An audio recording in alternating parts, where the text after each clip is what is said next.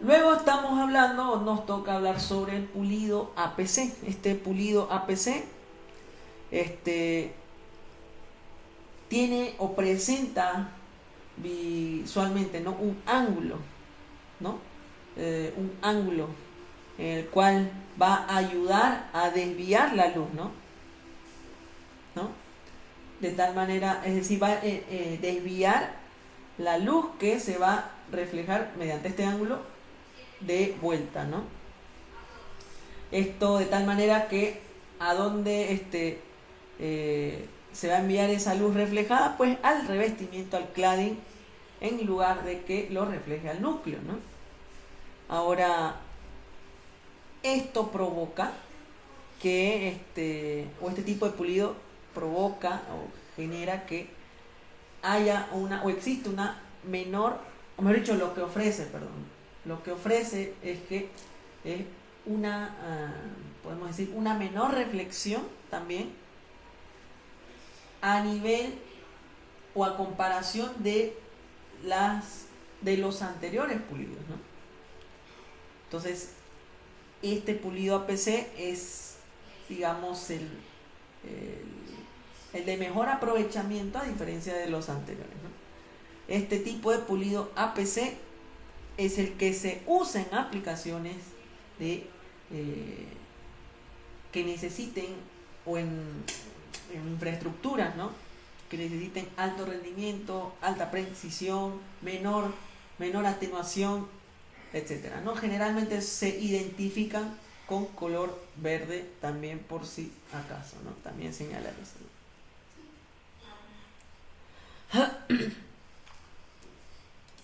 Tenemos acá en la siguiente diapositiva la reflexión de retorno que habíamos hablado para cada tipo de pulido, ¿no? Esto en unidad de medida de decibeles, ¿no?, en donde un menor valor en decibeles, ¿ok?, va a representar o va a significar una menor reflexión y por lo tanto una mejor conexión. A menor reflexión, a menor valor en decibeles, representa una mejor conexión, ¿no?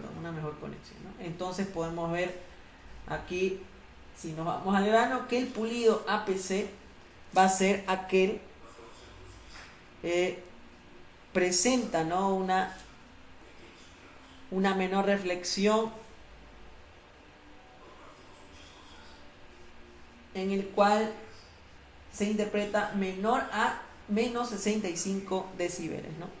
Esto va a hacer que sea ideal, ¿no?, habíamos dicho, para infraestructuras de alto rendimiento donde no se perdona las pérdidas, ¿no?, o donde no es susceptible a pérdidas como lo es en los demás pulidos, ¿no? Eso en relación. A ver. Y bueno, este es un resumen, una ilustración de los conectores que podemos encontrar en relación al pulido, ¿no? Podemos encontrar conectores tipos SC con pulido PC, ¿ok? El color para pulidos PC, para tipos de pulido PC, podemos encontrarlo en azul, ya habíamos dicho, ¿no? Y para pulidos APC con conectores SC en color verde, ¿no? Seguramente esta segunda relación conector pulido es el que ustedes tienen en sus hogares, en su servicio de internet por fibra, ¿no?, que está conectado a su router GPON, ¿no? Entonces seguramente han debido de ver varias veces. Otra relación de conector LC con PC podemos encontrar también, y LC con pulido APC, ¿ya? Van a venir a ser conectores más pequeños, ¿no?, que el SC, eso se puede ver claramente, más utilizados para data centers más que todo, ¿no? Conectores FC con pulido PC y también con pulido APC, ¿no? Estos, no nos olvidemos, los conectores FC utilizan ese sistema de rosca, ¿no? Para conexiones más estables donde existen en el entorno altas vibraciones, ¿no? Resistentes, obviamente, ¿no? Tenemos el conector ST, ¿no? Con el pulido PC para conectores, o mejor dicho, que van a ser conectores que van a ser usados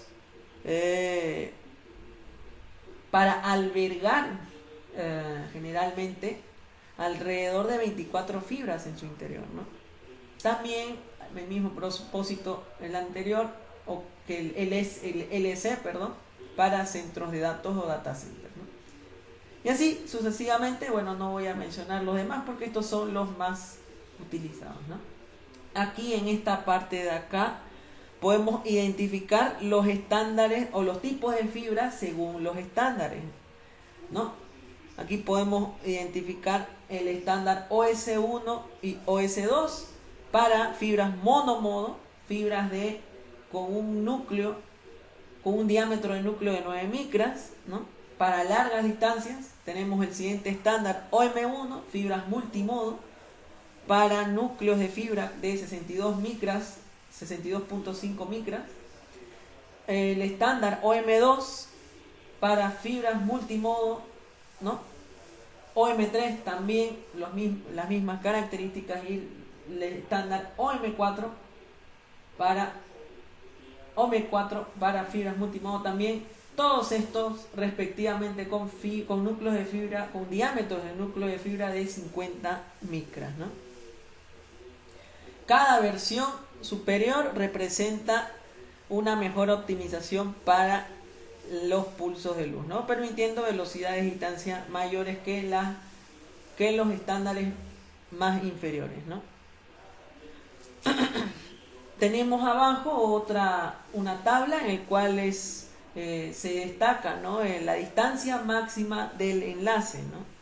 En realidad es una tabla en la cual podemos observar las distancias máximas para los diferentes cables o los diferentes estándares de fibra óptica, ¿no? Según la longitud de onda, el wavelength, ¿no? La longitud de onda para 850 nanómetros, para 1300 nanómetros y para 1310 nanómetros, ¿no? Según los estándares, como pueden ver acá, ¿no? También. Y la distancia que cubren y la velocidad o el ancho de banda, velocidad de transmisión que también pueden cubrir, y la tecnología utilizada, ¿no? Mediante LED, los pulsos de luz mediante LED o mediante láser, ¿no? Bueno, esto mencionarles también por si acaso. No olvidemos que existen, o mejor dicho, para el estándar, para tecnologías Ethernet, se utiliza más que todo para LANes, distintos módulos, tenemos acá en pantalla dos tipos de módulos: Gigabit, o mejor dicho, GBIC o Gigabit Interface Converter, que son convertidores de interfaz Gigabit, ¿no? Y también podemos encontrar módulos SFP, ¿ok? Con el fin o con el propósito para conexiones de esta misma tecnología, ¿no? Tecnología Ethernet de alta velocidad, ¿no? A través de fibra óptica, ¿ok? El primer módulo, GBIC, podemos describirlo se denomina como un transceptor grande, utilizado anteriormente, se denomina que es antiguo, ¿no? Para conectar, o que va a estar conectado a un puerto o una interfaz en un switch, por ejemplo, como podemos ver en pantalla, o también tal vez puede ser un router, ¿no? Era usado para eso, en el cual permitía convertir señales eléctricas en señales ópticas, ¿ok? Entonces, es decir, permitía la conexión de cables o patch cords de fibra óptica, ¿no? Estos, eran los módulos anteriormente usados. Ahora los módulos que se usan actualmente en los dispositivos de redes, pues vienen a ser los módulos SFP. Por su característica o su descripción física, podemos decir que vienen a ser o van a venir a ser transceptores más pequeños a diferencia del anterior módulo, ¿no? La función que estos cumplen pues vienen a ser las mismas, la de convertir señales eléctricas a señales ópticas, ¿no? Y también en viceversa, ¿no? El aprovechamiento que tienen en relación al anterior pues es que presentan, ¿no?, un tamaño son pequeños, estábamos diciendo, son compactos, y a su vez también permiten tener más puertos, ¿no? Donde podemos aprovechar altas velocidades, ¿no?, en un espacio reducido en los dispositivos de red, puede ser switch, puede ser router, etcétera, ¿no? Entonces, con esto quiero mostrarles que deben tener en cuenta que existen estos módulos para poder convertir las señales entre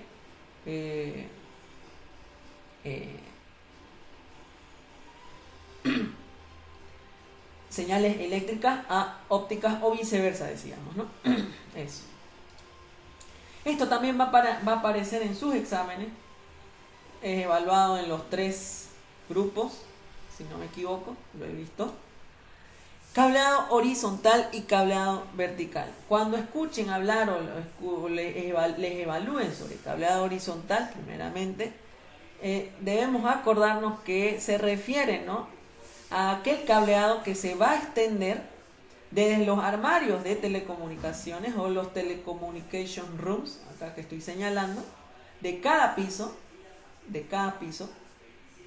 va a ser aquel cableado que se va a extender de este armario hasta las tomas de usuario. Esta es la manera de describir técnicamente a las tomas de usuario de cada oficina, ¿no?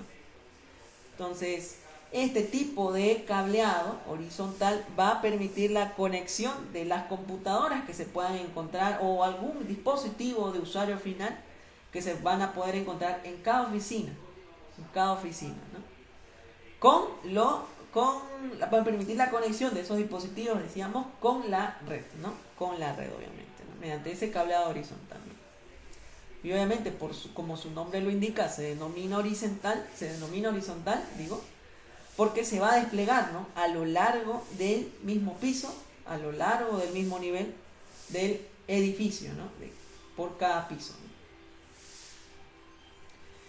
Luego tenemos el cableado vertical, ¿no? El cableado vertical, o también llamado backbone, va a ser aquel cableado, ¿no?, o aquella red de cables que va a permitir la interconexión de todos o de cada uno de los armarios de telecomunicaciones que vamos a encontrar en cada piso, ¿no?, que vamos a encontrar en los diferentes pisos del edificio. Entonces, esa interconexión de todos los armarios de telecomunicaciones de cada piso del edificio, también denominado cableado troncal, va a facilitar la comunicación, va a permitir la comunicación entre los pisos y en relación a la red, ¿no?, en relación a la red principal, ¿no?, de esta organización que pertenece a este edificio, ¿no? Entonces, en otras palabras, el cableado vertical va a transportar, decimos, grandes volúmenes, grandes cantidades de datos entre los distintos pisos, los distintos niveles del edificio, ¿no? Por si ven estos conceptos, tomen en cuenta eso, ¿no? Y ya para terminar, ya estamos terminando. En capa 2, el dispositivo que va a operar por excelencia, o muy comúnmente, mejor decirlo así, es el switch, ¿no? Aquel dispositivo de red en el cual va a permitir la conexión de múltiples dispositivos. Pueden ser computadoras, pueden ser servidores, pueden ser impresoras en una LAN, es decir, en una red local, por ejemplo, ¿no? Entonces, este dispositivo de red switch, el switch, va a ayudar a que los datos vayan a llegar al destino correcto, ¿no? Ese es su propósito básicamente principal, ¿no? Estos dispositivos, obviamente como es un dispositivo de propósito específico, ¿no? Eso suele decir, seguramente habrán escuchado en clase, en los 3 grupos. Están compuestos obviamente por una CPU, por una memoria, ¿no? Y a su vez también está compuesto por un software, ¿no? En el cual podemos acceder mediante la línea de comandos, y lo vamos a ver en el simulador Packet Tracer, ¿no? Entonces, el hecho de que tengan en su interior una CPU, una memoria para almacenar información de manera temporal, y chips especializados como los ASIC, ¿no? Van a ayudar en el procesamiento, ¿no? De la información de manera rápida, ¿no? Además de que también va a tener su propio sistema operativo, ¿no? En la cual decía, vamos a acceder por la línea de comandos, ¿no? El clic, ¿no? Más ya adelantando un poco es lo que vamos a hacer o en auxiliaturas posteriores, ¿no? La principal o una de las funciones más principales que tiene este dispositivo de red, el switch, es la de la conmutación o el intercambio de tramas basados en la dirección MAC de los dispositivos. Es decir, que para el envío de los datos, el switch aprovecha, ¿no? Tiene un aprovechamiento en este caso. Lo que va a suceder es que no va a enviar los datos a todos los dispositivos que estén conectados, sino que primero lo que va a hacer el switch es examinar la dirección MAC de cada dispositivo, la dirección MAC destino de cada de los dispositivos, que es una dirección única, una dirección física única, no olvidemos eso. Y esa información que va a estar almacenada en su memoria la va a utilizar para poder dirigir el paquete o la trama de datos directamente al destinatario correcto, al destinatario interesado, al destinatario al cual se busca enviar los datos, ¿no? Entonces, esta característica, esta capacidad hace que el switch permita que la red local o la LAN sea más eficiente, obviamente, ¿no? En vez, entonces, en otras palabras, de enviar los datos a todos los dispositivos conectados, pues solamente lo va a enviar a un solo dispositivo interesado, ¿no? Dice, conecta los dispositivos finales a la red. Pues obviamente la función principal del switch es servir como un concentrador, servir como un punto central de conexión para los dispositivos en una LAN, ¿no? Para la interconexión de los mismos entre sí también, ¿no? Y obviamente habíamos iniciado comentando que este es el switch, va a ser aquel dispositivo que va a operar, por si acaso, por si les preguntan, va a ser aquel dispositivo que va a operar en capa 2, en capa de enlace de datos, según el modelo de referencia OSI o según el modelo de referencia, el modelo de red TCP/IP, ¿no? Entonces, ¿qué tareas va a manejar este dispositivo? Tareas va a administrar direcciones MAC, direcciones físicas, no olvidemos eso, y a su vez también va a permitir la conmutación de las tramas de datos, ¿no? Habíamos dicho entonces que el switch va a manejar información, va a almacenar información de las direcciones MAC de cada uno de los dispositivos que estén conectados, ¿no? Entonces, por lo tanto, este mismo va a construir una tabla de direcciones MAC, ¿no? Una MAC Address Table, ¿no? Con el fin de tener información de dónde enviar los datos, ¿no? Con ese propósito, en otras palabras, ¿no? Entonces, ¿cómo capta las direcciones MAC? A través de que cada dispositivo esté conectado a cada puerto de switch, ¿no? Generalmente los switch tienen ciertas cantidades de puertos, 8, 16, 24, etcétera, según la robustez, según lo sofisticado del modelo que se esté utilizando, ¿no? Entonces, de esta manera, como este dispositivo va aprendiendo las direcciones MAC de los dispositivos de usuarios finales que estén ubicados dentro de la LAN, dentro de la red, ¿no? Entonces, además de eso, el switch es también denominado, seguramente en sus tareas habrán visto, como un bridge multipuerto, ¿no? Que, bueno, se denomina así porque en realidad el switch es un dispositivo o una versión más avanzada que un bridge, ¿no? O que un puente, ¿no? Un bridge lo que hace generalmente es conectar dos LANes o dos segmentos de red, ¿no?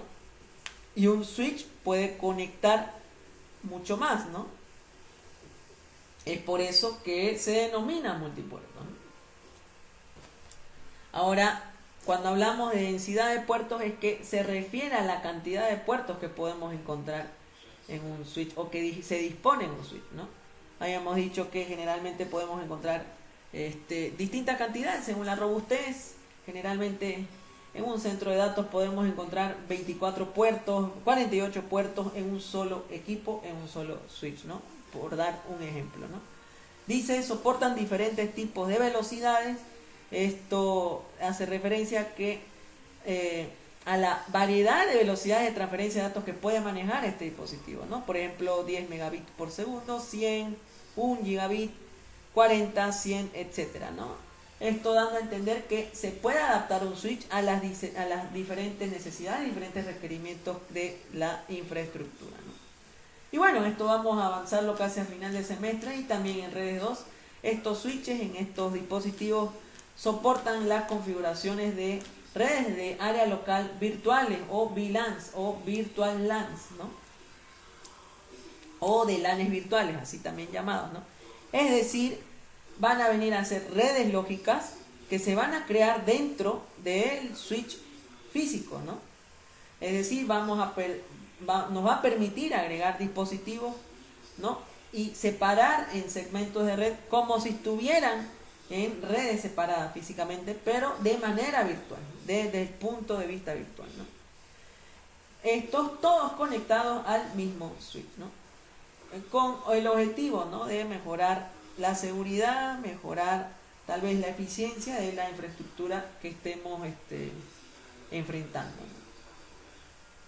Y bueno, vamos a hablar ya posteriormente de dominio de colisión y dominio de bronca. Esto lo vamos a dejar para después, ya que es un tema aparte.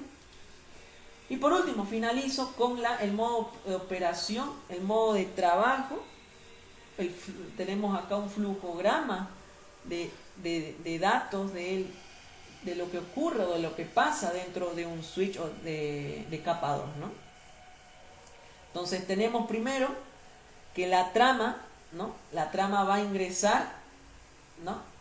La trama va a ingresar, una trama de datos o un paquete de información va a ingresar y también va a llegar a su vez desde un dispositivo, ¿no? De usuario final, una computadora, al switch, ¿no? Ingresa o sale, ¿no? Ingresa o llega o sale, ¿no? Entonces, esa trama de datos entran a través de interfaces, cada una de las interfaces en las cuales están siendo usadas, ¿no? Estas interfaces van a venir a ser puertos físicos donde el switch se conecta mediante cables de red a los dispositivos finales, ¿no? Cada trama de datos que van a entrar al switch lo hacen a través de estas interfaces, ¿no? Tenemos el bus de entrada y salida que va a venir a ser el camino interno, podríamos decirlo así, por donde van a viajar esas tramas de datos, ¿no? Dentro ya del switch, este bus de entrada y salida van a conectar las interfaces con la memoria y con la CPU, ¿no? Tenemos la memoria también, en el cual se van a almacenar temporalmente por ejemplo, la tabla de direcciones MAC que habíamos hablado hace un momento, ¿no? Para poder, de tal manera de que el switch pueda decidir a qué puerto debe reenviar las tramas, ¿no? De datos. Y luego tenemos el CPU, que va a venir a ser el cerebro de este dispositivo, ¿no? Donde se va a procesar la información de la trama, que está almacenada en la memoria, va a decidir a qué puerto de salida debe ser reenviada, además de gestionar esa tabla de direcciones donde está almacenada en la memoria también, ¿no? Y por último, tenemos cuando la trama, luego de que sea analizada en el CPU a partir de la memoria, salga identificando el puerto específico, la interfaz específica que va a llevar al destino correcto, al dispositivo correcto, o el destino correcto, el destino final, ¿no? Entonces esa trama es enviada a través de las interfaces como salida correspondiente para llegar a ese dispositivo final, ¿no? Entonces en eso consiste este flujograma de datos, y con esto ya finalizamos algunos aspectos de capa 1 y capa 2 que deben considerar para su examen, ¿no? Nos vemos entonces la siguiente auxiliatura el próximo sábado o domingo, aviso con anticipación por el grupo de WhatsApp.